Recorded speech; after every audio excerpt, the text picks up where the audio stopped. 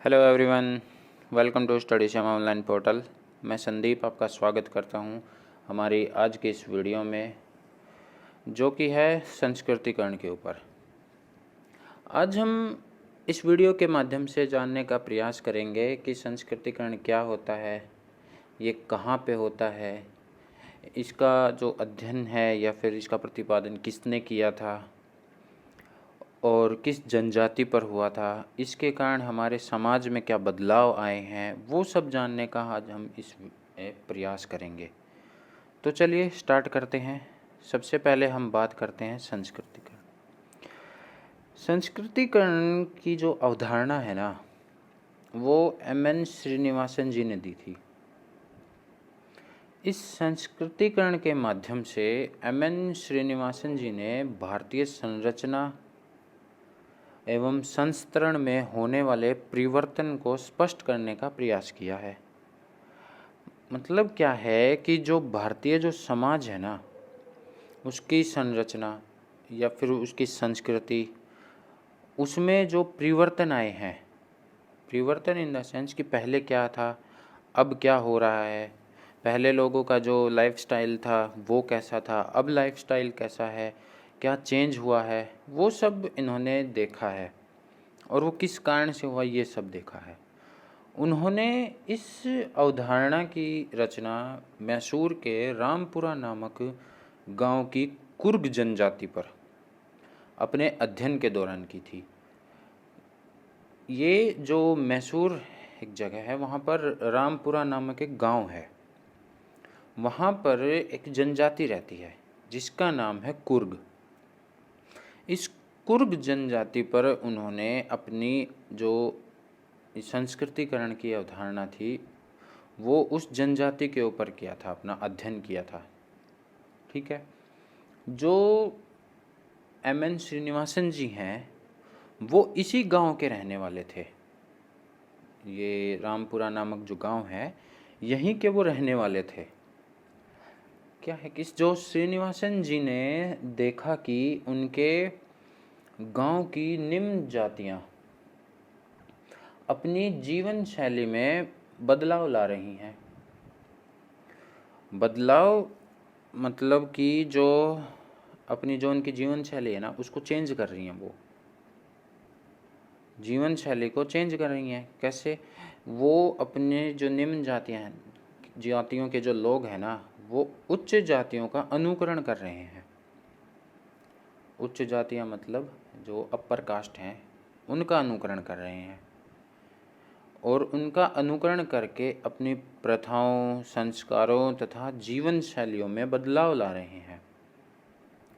इसके लिए वे उन आदतों एवं संस्कारों को त्यागने का प्रयास करते हैं जिनको बुरा समझा जाता है, जैसे मांस खाना, शराब पीना, पशु बलि इत्यादि।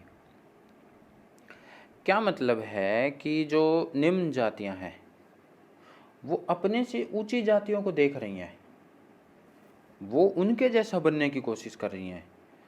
अब उनके जैसे बनना है तो अपने लाइफस्टाइल में चेंज लाना पड़ेगा, और जो अपने जो और भी जो प्रथाएं हैं उनको बदलना पड़ेगा, और उनकी प्रथाओं को हमें अपनाना पड़ेगा।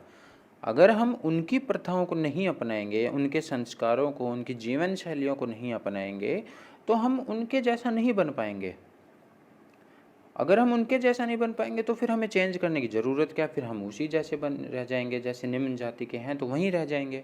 उच्च जाति में जाने के लिए हमें उन चीज़ों का अनुकरण करना पड़ेगा। और जो हमारी जो बुरी आदतें हैं, बुरी आदतें जैसे मैंने आपको बताया है कि जैसे ये जो मांस खाना, शराब पीना, पशु बलि, ये चीज़ें छोड़नी पड़ेंगी, और इन चीज़ों को वो छोड़ रहे थे। ठीक है। इस बदलाव के कारण वे अपनी स्थिति को जाति संस्तरण में ऊंचा उठाने के लिए कर रहे थे। मतलब वही चीज़ जो मैंने बताया, वो जो एक जाति संस्तरण है ना, उसमें अपनी स्थिति को ऊंचा उठाना चाहते हैं। वो पहले वो निम्न थे, लेकिन अब वो ऊंचे ऊंचे पायदान पर जाकर जाना चाहते हैं। ऐसा करने का मकसद एक या दो पीढ़ियों के बाद जाति संस्तरण में उच्च स्थिति की मांग करना है। मतलब वो मांग कर रहे हैं कि हम नीचे नहीं रहेंगे, अब हम ऊंची जाति में, मतलब उच्च स्तर पे आ जाएंगे। ऐसा जब वो कर रहे हैं ना, इससे उनको स्वीकृति मिल भी जाती है। अब आप कोई भी चीज़ करो, मतलब थोड़े टाइम तक करते रहो, ये थोड़ा टाइम नहीं, ये तो एक काफ़ी लंबे समय तक होता है। अब जब लंबे समय तक वो चीज़ें होती रहेंगी तो वहाँ पे हम वो उच्च जाति में आ ही जाएंगे, उनको वहाँ पे जगह मिल जाएगी।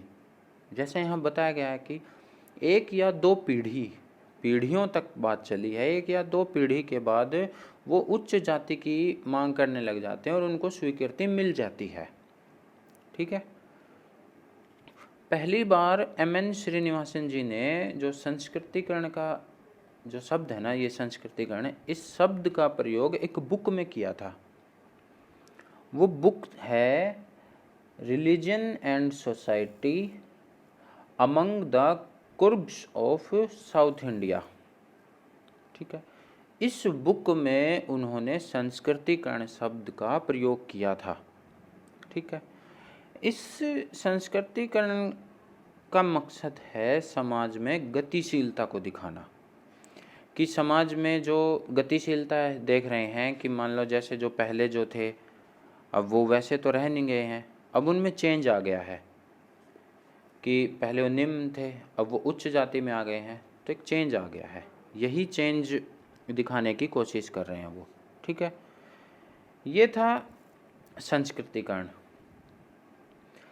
आज हमने M.N. श्रीनिवासन जी के संस्कृतिकरण का अध्ययन किया है, और इसके बारे में अगर आपको कोई डाउट रह गया है तो आप कमेंट बॉक्स में पूछ सकते हैं। मैं आपके डाउट को दूर करने की कोशिश करूँगा। Thank you.